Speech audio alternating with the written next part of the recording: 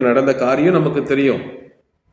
எல்லாம் இந்த பக்கம் பாகால் தீர்க்கதரிசி, இந்த பக்கம் எலியா.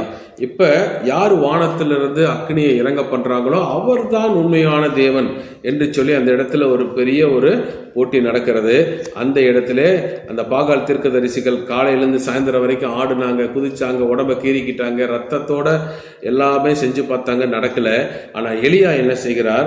30ஆம் வசனத்தை வாசிக்கும் பொழுது அங்க இடத்துல இஸ்ரவேல் மக்களுடைய பலிபீடமாகிய ஒரு பலிபீடம் அது பராமரிக்கப்படாம சிதைஞ்சு இருந்தது. எலியா அதை செப்பனிடுகிறார். 31:2 வாசிக்கும் பொழுது அதற்கு இஸ்ரவேல் என்று பெயரிட்டு 12 கோத்திரத்தின் அடையாளமாக 12 கற்களை வைக்கிறார். அடுத்து பலிபீடத்தை சுற்றிலும் ஒரு வாய்க்கால் அளவுக்கு குழி வெட்டி தண்ணியை அந்த இடத்துல ஊற்றுகிறார்.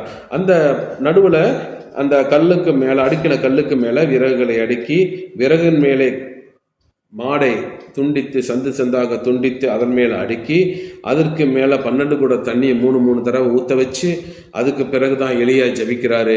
மேலே வானத்திலிருந்து ஒரு அக்கினி இறங்கி வந்து அது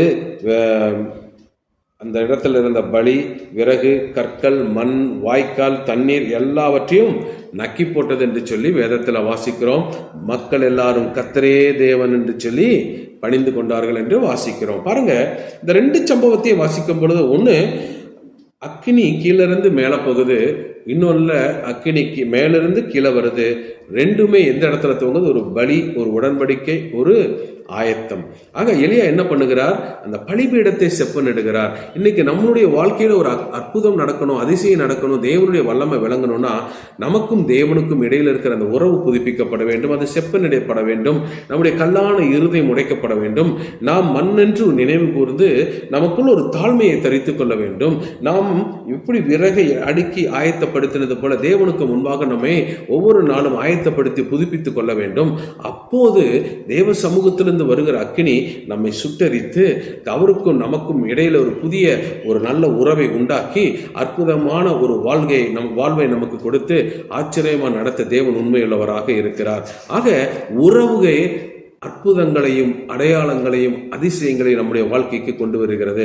நமக்கும் அப்பாவுக்கும் எப்படிப்பட்ட உறவு இருக்கு, அவரை நாம் எந்த அளவுக்கு அறிந்திருக்கிறோம், அவரை நாம் எந்த அளவுக்கு புரிந்திருக்கிறோம் என்பதை பொறுத்தே அற்புதங்களை நாம் பெற்றுக்கொள்வதற்கு ஒரு வழிகள் திறக்க